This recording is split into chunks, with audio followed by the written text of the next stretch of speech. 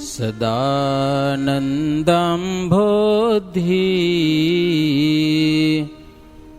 સ્મિતરુચિરપૂર્ણેન્દુવદનઃ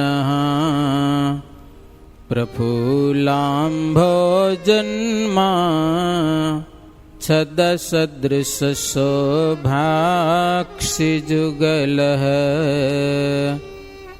કૃપા પારાવાર શ્રિત સકલ જીવાતિ સુખદો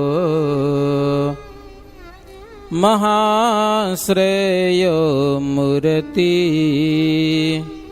જયતિ સહિ નારાયણ મુનિ જયતિ સહિ નારાયણ મુનિ. ઓમ શ્રી હરિ કૃષ્ણાય નમો નમઃ. ઓમ શ્રી ઘનશ્યામાય નમો નમઃ. ઓમ શ્રી સ્વામિનારાયણાય નમો નમઃ. સહજાનંદ સ્વામી મહારાજની જય. આપણા સૌના ઈષ્ટદેવ ભગવાન શ્રી સ્વામિનારાયણ, નરનારાયણ દેવ, રાધાકૃષ્ણ દેવ, બ્રહ્મનિષ્ઠ સંતો, સર્વે હરિભક્તો બધાને જય સ્વામિનારાયણ. જો સંતો આવ્યા છે કથા કરવા માટે. શેના માટે? કથા કરવા. દિવાળી પછી આવે, નામ ધર્માદા માટે આવે, કથા તો કરી જ. અત્યારે સ્પેશિયલ કથા કરવા માટે આવ્યા છીએ. બીજું જે થતું હશે એ આપણા સંપ્રદાયમાં કથા વાર્તાનું શ્રીજી મહારાજે પ્રાધાન્ય રાખેલું છે. સમજાય કે નહીં? કથા વાર્તાના શ્રીજી મહારાજે અખાડા ખોલ્યા છે. અખાડા. હે લાંબા લાંબા સમય સુધી મહારાજ પોતે કથા કરાવતા. હવે કથા છે. અમે હતા રાપર ગુરુકુલ, ત્યાં નાના બાળકોને કથા સંભળાવતો હતો. હવે અમારી થઈ બદલી. હવે તમે ગામડા ફરો, બીજા સંતો આવી ગયા, એટલે એ બાકી કથા છે ને એ આપણે અહીંયા કને સાંભળવાની છે. હરિલીલામૃત કળશની કથા અમારી ચાલે છે. પેલો, બીજો કળશ અને ત્રીજા કળશના બરાબર 21 વિશ્રામ થયા છે. 22મા વિશ્રામથી આપણે શરૂઆત કરીશું. સ્વામિનારાયણ હરે. દીન દયાળ દિયોરથી ચાલી ગયા લાકડીએ ગામ. ચૌટા વચ્ચે ત્યાં ચાલિયા હસતે મુખે ઘનશ્યામ. ઠક્કર ખોજા પ્રેમજી હાટે બેઠા હતા તે વાર. ઘાસની ગૂંથેલી સાદડી પાથરી હતી ઘણી સાર. ભગવાન શ્રીહરિ નીલકંઠ વર્ણી વન વિચરણ કરે છે. ફરતા ફરતા મહારાજ દિયોર ગામથી, મહારાજ લાકડિયા ગામ હશે, ત્યાંથી ગામની ચૌટા વચ્ચેથી ચાલ્યા. ખોજા ઠક્કર પ્રેમજીભાઈ, શ્રીજી મહારાજ દાદા ખાચરના જે લાધો ઠક્કર હતા ને, કોઠારી હતા, એના ભાઈ પ્રેમજી ઠક્કર હાટમાં બેઠા હતા દુકાનમાં, અને ત્યાં સરસ મજાની ગૂંથેલી એક સાદડી પડી હતી હો. અને મહારાજ ત્યાં કને આવ્યા. એટલે મહારાજ તો હવે બ્રહ્મચારીનો વેશ, યોગીનો વેશ, એટલે કોઈકે કીધું પ્રેમજી ભાઈને કે પ્રેમજી ભાઈ જો યોગી આવે, યોગી સાદડી પાથરી દો, એને બેસારો હાટમાં. પ્રેમજી કે કોઈક મહાયોગી મળે તો હું સાદડી આપું કે હો, મોટા યોગી મળે તો સાદડી આપું. પણ મહારાજ તો હવે હતા નાની ઉંમરમાં. મોટા યોગી તો આપણા દાઢા વાળા હોય કે વાળ વાળા હોય, મોટા યોગી માણે ને દુનિયા, સમજ્યા ના. મહારાજનો સાદો વેશ તો જટા તો હતી મહારાજની. પણ મહારાજ હસ્યા એ જોઈને. મહારાજ કે આખી દુનિયામાં જોયા હો કે મહારાજ એવો કોઈ યોગી મળે તો શું કે મહારાજ આખી દુનિયામાં આંટો મારી આવો, મહારાજ એવો કોઈ યોગી મળી જતો હોય તમને હો, મહા ચમત્કારી. બોલો, હસતા હસતા મહારાજ એમ વાત કરી. હે અમ જેવા જોગી નહીં મળે, કોટી બ્રહ્માંડની મોજાર. એમ કહી હસી ચાલિયા હરી ગયા નાને ગોપનાથ. ઓલ્યા કે મોટા કોઈક યોગી મળે તો આ સાદડી ભેટ કરી દઉં. મહારાજ હસતા હસતા કે અમારે જેવો દુનિયામાં ક્યાંય તમને યોગી મળશે નહીં. એમ કરીને હસતા હસતા મહારાજ તો રવાના થઈ ગયા. પાછા હાદડી લેવા ઊભા ન રહ્યા. મહારાજ રવાના થઈ ગયા. ત્યાંથી ક્યાં પધાર્યા મહારાજ? નાના ગોપનાથ પ્રભુ ગયા છે. ત્યાં પાણી ચડાવ્યું તીર્થનું. તીર્થનું નહીં પણ મહાદેવજી, ગોપનાથ મહાદેવ, લોટો ભરી ગોપનાથ મહાદેવને મહારાજ નવડાવ્યા, અભિષેક કર્યો મહાદેવજી ઉપર. ત્યાંથી ભગવાન શ્રીહરિ પીપરલ કરીને ગામ છે, ત્યાં એક બ્રાહ્મણ જે કોઈ તીર્થવાસી આવે એને કાચું અન્ન આપે હો. સદાવ્રત ચાલતું હતું, રાંધેલું તૈયાર નહીં, લોટ છે કે અનાજ છે કે જે કોઈક આવે સદાવ્રત એને આપે. જેમ બુદ્ધેજમાં ખોડાભાઈ જુવારનું સદાવ્રત ખોલ્યું હતું, સદાવ્રત ચલાવતા હતા, એમ આ એક બ્રાહ્મણ જે તીર્થવાસી આવે ને એને સદાવ્રત આપે. તો શ્રીજી મહારાજ ત્યાં કને પધાર્યા. મહારાજ કે તમે કોઈ પણ તીર્થવાસીને કાચું અન્ન આપતા હશો, પણ અમે તો ફરતા રામ છીએ. હવે તમે અમને અનાજ આપો કે લોટ આપો તો મારે ક્યાં રાંધવા જાઉં? કે કાંઈક રાંધીને અમને જમાડો. બોલો, સદાવ્રત કાચા અન્નનું છે, પણ મહારાજે માંગણી કરી કાંઈક રાંધેલું અનાજ અમને જમાડો, અમને ભૂખ લાગી છે. ત્યારે તે દ્વિજની નારીએ કર્યો રોટલો હરીને કાજ. પછી તેમાં ઘી પૂરીને કહ્યું જમો તમે મહારાજ. ભાવ સાચો, નકો તો કે ભાઈ કાચું અન્ન આપીએ છીએ તમે જાણો. પણ બ્રાહ્મણની ઘરવાળી તરત જ સરસ મજાનો રોટલો ઘડ્યો, રોટલામાં ઘી ભર્યું સુગંધીમાન, બીજું હશે અથાણું ગોળ કે મહારાજને કે પ્રભુ જમો હવે. બેઠા જમવાને જીવન જ્યારે, મુખ કમળ વિકાસિયું ત્યારે. નર નારીએ ને હે નિહાળ્યું, આખું બ્રહ્માંડ તે મધ્ય ભાડ્યું. સમજાણું? મહારાજ કે આ એક બ્રાહ્મણ યથાશક્તિ સદાવ્રત ચલાવે છે. મેં જમવાનું રાંધેલું માગ્યું તો મને રોટલો ઘડી દીધો, મને જમાડ્યો. હવે હું જમીને બીજા સાધુની માફક હાલ્યો જાઉં તો બરાબર ન કહેવાય ને? આને કંઈક ચમત્કાર તો બતાવવો જોઈએ ને.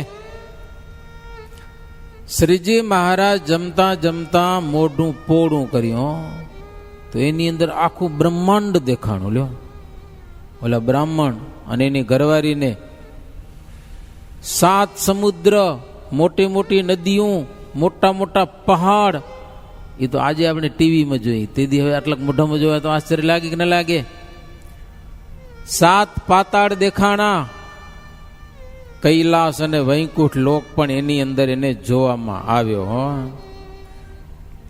વળી મહારાજના મુખમાં સૂર્ય, ચંદ્ર, એ બધા ગ્રહો, તારા, એટલે વરસાદ વરસાવી મેઘ, 12 મેઘ કહેવાય છે, સ્થાવર જંગમ પ્રાણીઓ, મોટા મોટા જંગલ, મોટા મોટા પહાડ, મોટી મોટી નદીઓ, આ બધું દેખાણું.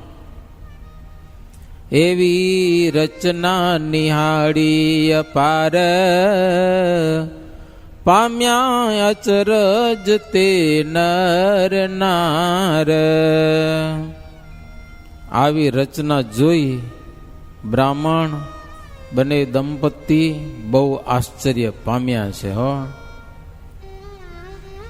પછી એને અનુમાન કર્યું કે આટલાક મુખમાં જેમ શ્રી કૃષ્ણ ભગવાને માટી ખાધી હતી, પછી મા જશોદાજી કે કેમ માટી ખાધી? તો કે મેં કાંઈ નથી ખાધું. કે શું કે? અને કૃષ્ણને ખોટું બોલવા કે વાંધો ના આવે, મેં કાંઈ ખાધું નથી. કહો યશોદાજી કે ખોલતો જ મોઢું, નથી ખાધું. તારો ભાઈ કહે છે કે જ્યાં મોઢું ખોલ્યું ત્યાં તો એ આખું બ્રહ્માંડ બતાવી દીધું. હવે માટી જોઈ બધી બ્રહ્માંડની. તો લ્યો, મા યશોદાજી આશ્ચર્ય પામી ગયા. એવું આજે બ્રાહ્મણ અને બ્રાહ્મણ પત્નીને ભગવાન શ્રી હરિએ મોઢામાં પોતાના મુખારવિંદમાં બધું બતાવ્યું. પછી વિનંતી કરી, પ્રભુ 2 મહિના રોકાઓ, અમે તમને હારું હારું ભોજન જમાડશું. મહારાજ કે તમે ભગવાન છો.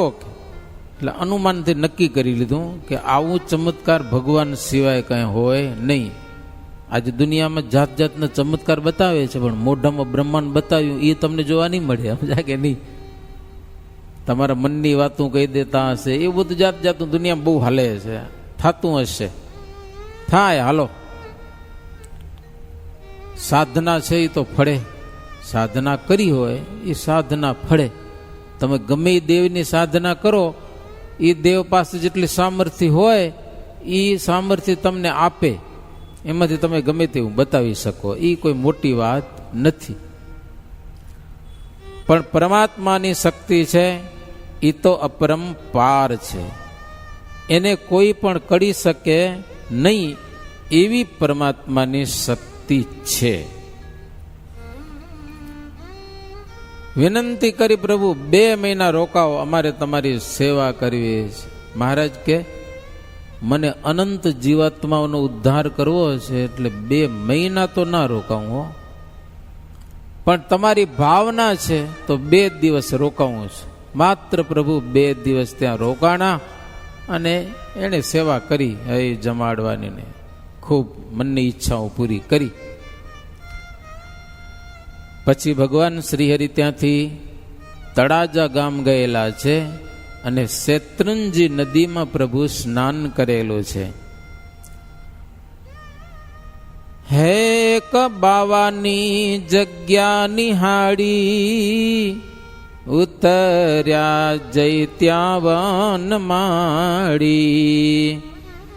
એક વાણીએ એ સ્થળ આવી, સીધું સામને આપીયું લાવી. પછી શ્રીજી મહારાજ એક બાવાની સુંદર જગ્યા હતી, નાનો સરખો મઠ આશ્રમ, ત્યાં મહારાજ ઉતારો કર્યો છે. એક વાણિયાને ભાવ જાગ્યો. લ્યો, અને વાણિયો પોતાના ઘરે જઈ અને મહારાજને જમવા માટે સીધું સામગ્રી એ બધું અહીંયા કને લઈ આવે છે. મહારાજ સગવડ કરી, રસોઈ બનાવી, ભગવાનને જમાડી અને જમ્યા. તમે ભગવાનને ઘરે તો જમાડતા હશો, પહેલા બહુ ઓછું હતું, પણ હવે સંતો વાતો કરી કરીને શરૂઆત કરી દીધો. ઘરમાં ભગવાન બેઠા હોય ને એને જમાડ્યા પછી જમવું. ડાયરેક્ટ રોટલો જેવો ઉતર્યો નથી ને મંડી પડ્યા નથી એવું ન કરવું. થાળ તૈયાર કરી કમસે કમ 10-15 મિનિટ ભગવાનને જમાડી, પાણીનો લોટો, દૂધ હોય તો દૂધ, દહીં હોય તો દહીં, અથાણું તો અથાણું, બધું એ સરસ મજાનો થાળ ભરીને ભગવાનને જમાડી ગરમા ગરમ. પછી આપણે જમાડી જે બધું વસ્તુ નાખી દેવું. શ્રીજી મહારાજ તો ભગવાન છે પોતે, છતાં પણ સાલગ્રામ સાથે રાખ્યા હતા. એને જમાડીને જમતા. એ તો પોતે ભગવાન છે, કાંઈ જરૂર નથી, છતાં પણ ભોજન તૈયાર થાય ચાખવા માટે પણ ડાયરેક્ટ નહીં ખાઈ લેવું. ચાખવું હોય ને કદાચ તોય ભગવાનને જમાડવું પછી ચાખવું, એમને એમ નહીં. ઘણી જગ્યાએ અમે જોયું, ભજીયા બનાવે, ગોટા બનાવે, કડાઈમાંથી પેલો ઘાણો નીકળે ને એ તો હારા એ કામ કરતા જ ખાઈ જાય બધા. કે ચેક કરવું પડે ને, લે એટલે ચેક કરવું હોય તો ભગવાન પાસે લઈ આવો, ભગવાનને જમાડો, પછી ખવાય આપણાથી. એમ તો ચેક તો કરી લીધું, તમે ખાઈ ગયા, હવે ભગવાનને જમાડો તો પછી ભક્તિમાં દોષ આવે.